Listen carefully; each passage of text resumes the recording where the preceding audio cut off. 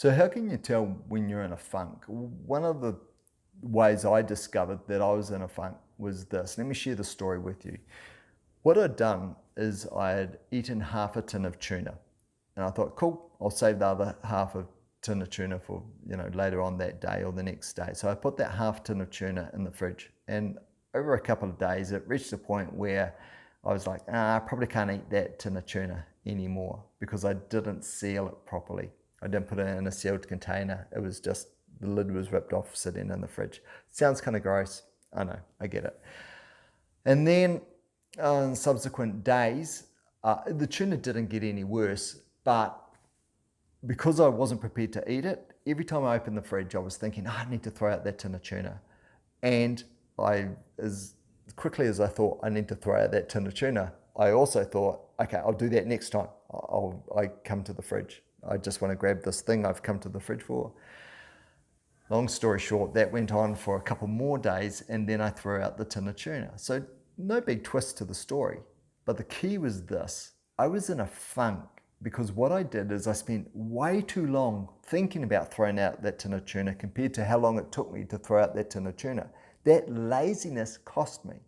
It only took me about a minute to throw out the tin of tuna, to scrape out the contents, get it in the bin, rinse out the tin, put the tin in the recycling. Took a minute. But the amount of time I spent every time I went to the fridge thinking about, I need to, that added that together. That's way more than a minute. That was minutes. So instead of something that should have taken 1 minute, it soaked up 3 or 4 minutes of my time. This is where it all started. Then I started to think about, because I know what you're thinking, hey, it's a one-off tin of tuna, you're only talking 5 minutes tops, what's the big deal? Here's the kicker. I started to think about where else was I doing that in my life, where I was spending a lot of time thinking about something rather than doing something. And all that thinking about time, when was that waste? And of course, it's even more so waste if you don't end up doing that thing. So for example, you've got an email in your inbox, you keep looking at it, you keep meaning to do it. It might be a survey and there's a date when it needs to be done by, and then you get to that date where it's now lapsed and then you delete it. That's even a greater waste because you didn't even get that thing done, but yet you spent all that time thinking about it. So I started to, with that lens, that tuna in the fridge lens, I started to think about all the other times of my life, all the other incidences, there's probably a better word than that, where I was thinking about something rather than getting it done, especially those tasks that take less than 2 minutes, where you could literally do it right that moment when you think about it, as opposed to putting it off and spending more and more time thinking about it. So that was it. That was my filter. And what I found was that was happening a lot, way more than I thought.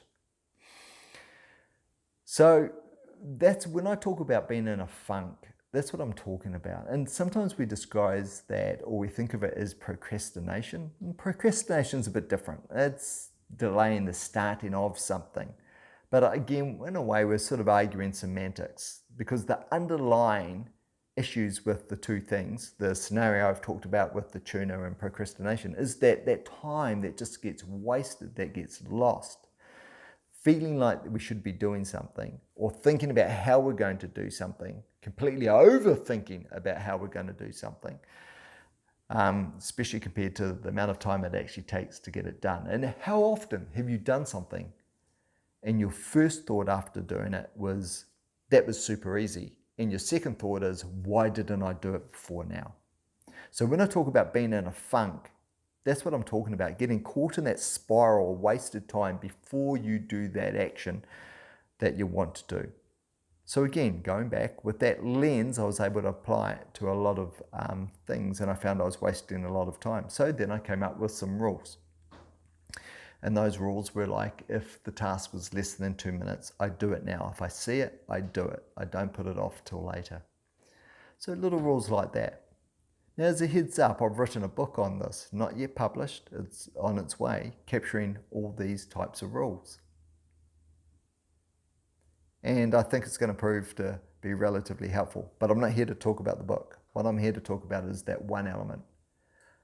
That's when I discovered where I was losing a lot of time and how I was losing the time. And I'm sharing this with you because it helped me, so I hope it's going to help you. And those of you that have been to this channel before, you know that I share these videos because I think that they will help those who watch, but also I know that it's helped me. It's not a principle or a concept that I think will work. I know it will work because it's worked for me. And only when it's worked for me do I construct a video and I share it as a video.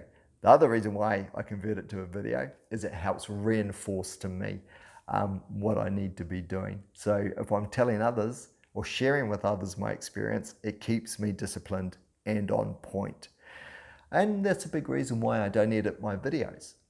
What you're seeing now is my first take in one shot. Have I made some mistakes in this video? Absolutely. Bit tongue-tied? Absolutely. Tripped over some words? Absolutely. Am I going to worry about it? No. I don't even watch my videos once I've shot them. All I do is I clip the start, clip the end, the little bit of gunk either side, and then I upload it and up it goes. And I know you'll forgive me for that. And because you would, think about your audience. Those people in your life you do stuff for. Don't hold yourself to such a high standard that you end up getting nothing done. But that's a whole nother story for another time. The reason why I share these experiences I've had is they are all about making life easier, making life simpler, and to help improve performance. It should talk to at least one of those three things. And that's why I make these videos. So if you want to stay in the loop, hit subscribe. If I've shared something with you that's kind of cool, just hit like. You don't owe me anything else by hitting like. That's a fantastic payback. And this thought now becomes your thought. And I will catch you in the next one. Take care of yourself. Catch up soon.